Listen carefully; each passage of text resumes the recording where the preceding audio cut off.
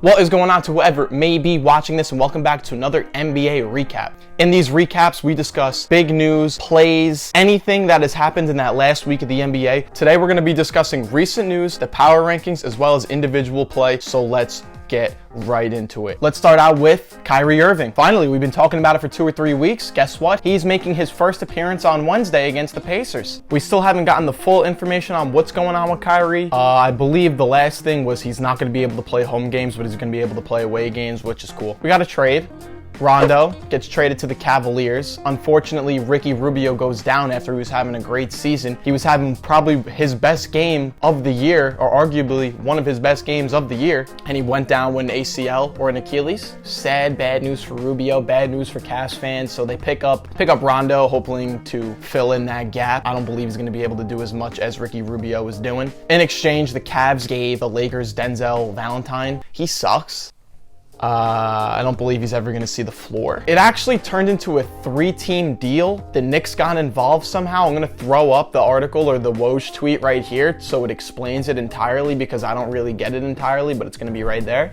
Let's keep moving it to the Rockets. Kevin Porter Jr., probably the worst temper in the NBA, gets suspended along with Christian Wood. They had a little halftime scuffle with their coach, John Lucas, I believe his name is. KPJ's just throwing shit, throwing chairs. He got kicked out of Cleveland because he was just a fucking nutcase. And honestly, if I'm a Rockets fan, I kind of like it, you know? It brings some fire to the locker room. There's not a whole lot going there. He's keeping the Rockets relevant, honestly. And you know, the temper's bad. He'll work on it, but it's good to see someone's fired up, you know? KPG's fired up. Love that.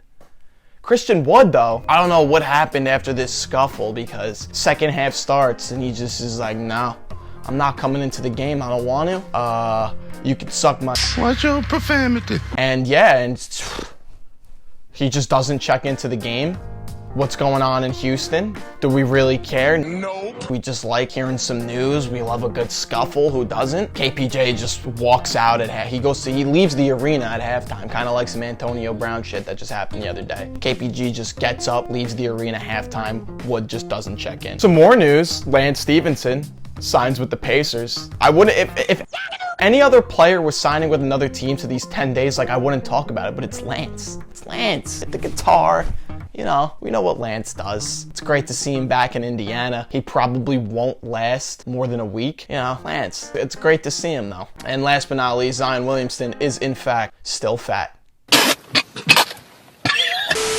All right, this moves us on to our next topic, the power rankings. Once again, if I could figure it out, I'm going to make a list right here. I'm going to hold it there for a little bit. The numbers next to the teams represents how many spots they moved up or down. So as usual, we got the Warriors and the Suns, 1 and 2. They've been there for as long as I've been making these videos, so it's no surprise there. No one really cares. Warriors are probably favorites to win the finals, and Suns are right behind them. The big shocker is at the number 3 spot, we got the Bulls. They move up 3 spots. They had a huge week. The only thing we're going to be talking about the Bulls is DeMar DeRozan. Unbelievable.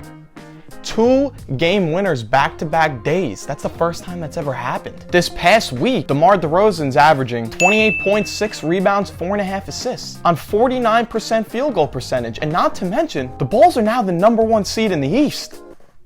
They moved the Nets down a slot. Who would have ever thought that? Unbelievable for the Bulls. 4, we got the Jazz. Nothing's changed. $5. At the number 6 spot, we got the Brooklyn Nets. They moved down 3 spots. They had a really bad loss to the Clippers. The Clippers didn't have Paul George, Kawhi. They were missing a large portion of their lineup. It's a bad loss. It happens. You know, good news is Kyrie's coming back on Wednesday, and they have moved down to the number 2 seed now. The 7, we got the Heat. They're kind of like under the radar. They were on a 5-game winning streak, which I had no idea about. It just ended the other day. They're playing solid basketball. They're just doing the Heat things, you know? They're going to make it to the playoff. They got injuries, but they're still winning. Jimmy was hurt for a bit, but now he's averaging 25 points, 6.5 rebounds, 7 assists in the past week. He's looking great. He's looking like an all-star, the Jimmy that we always know. The defense is always there. He's got a clamp on him. It's Jimmy B.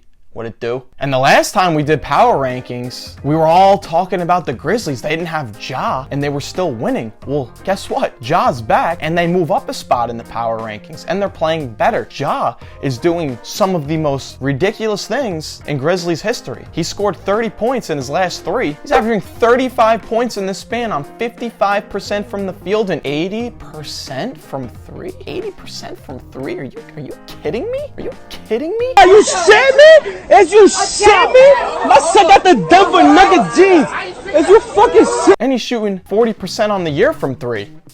People were discussing his shooting not going to be too good, or he's not the best shooter, but year 3 Ja's proven everyone wrong. And let's also say the Grizzlies are in 4th place in the West. I didn't even have them in the play-in tourney at the beginning of the year. They're doing things that I didn't think they were able to do. Good for them. And last on the power rankings is the Cleveland Cavaliers. I'm surprised they are still there, especially with Rubio going down, but you know, they're still winning. They're still doing good. Unfortunately, like I said, Rubio goes down. It is what it is. It is what it is. It is what it is. But you know who stepped up? Kevin Love. Kevin Love has scored 20 points for 5 games straight. I thought K-Love was done. I thought he was collecting a check and bouncing, but he's still a double-double threat. If you give him minutes, he's gonna put up points. He's shooting good. Free throws over 90%. He's playing great. K-Love. That's it for the power rankings, and now we're moving on to some individual news and stats for some players. We got some good ones. We're going to start it out with Giannis. He had a game, you know, a light 35, 16, 10 assists. This is the first time since 1987 that a Bucks player has put up 35, 15, and 10 in a game. Giannis, always in the history book. He's always in there. It's crazy. I hate talking about this because I just hate him, but LeBron James, he had 7 straight games with 30 plus points. The streak just ended the other night. Yo, he's second in scoring right now, and he's putting up some like ridiculous numbers. LeBron is going off this year. His last 15 days, LeBron is averaging 35, 10, and 6 with 2 steals and a block and a half a game. He's hitting 3.5 threes a game with 58% field goal percentage and 78% from the line. The line is his kryptonite, and he's been absolutely tremendous at the line in these past couple weeks. As much as I hate him, you gotta show your respect. He is still the king, but the Lakers, they still suck. We got some more history. Josh Getty. Josh Getty last week put up a double-double with 0 points. He had 10 rebounds and 10 assists. That's the first time that's been done in 50 years. A couple days later, what does he do? He becomes the youngest player in NBA history to record a triple-double, 17, 13, and 14. Good for you, Getty. You're gonna get a lot of stats on that OKC team because there's not a whole lot going on there. Getty has 2 historic games, back-to-back weeks. Love that. Last we got Jalen Brown. This happened yesterday. He had 50 points, 11 rebounds, 4 assists. He shot 19 for 29 from the field and 5 for 10 from the 3-point line. He's the 7th Celtic to drop 50. I mean, Jalen Brown has been individually has been doing good. The Celtics are a little sketchy this year, but they got 2 dominant scorers in Jalen Brown and Tatum. I don't know what they're gonna do, but he has a big time game. That was the biggest one in the past week, and it happened yesterday. 50 points, that's huge. We're gonna also bring this up real quick. We got Evan Mobley in the past 4 or 5 games is averaging 21, 7, and 3, 60% from the field with a block and a half. After the talks of Franz Wagner passing him on the rookie ladder, he's been going off. He's been going off. I got Mobley on the fantasy team. Love it. He does everything I need him to do. And last but not least, we got headband Saddiq Bey. Ever since Saddiq Bey threw this headband on, he's averaging 24.7.5 rebounds and 45% from the field goal. And for the year, he's under 40%, so is the headband the move? A lot of people seem to thrive with the headband, you know? Kyrie used to wear the headband, Bron had the headband, Caruso had the headband. It seems like it changes something. It gets right on your head, maybe it's doing something to the brain. I don't really know what's going on, but I'm thinking about starting to wear a headband everywhere I go. I might try it out. Is the headband the move? All I know is if I'm Saddiq Bey, I ain't ever taking it off. It's coming with me in the shower. I'm wearing it to bed. I'm working out with it. I'm eating with everything. I need that headband, you know? Is that everything?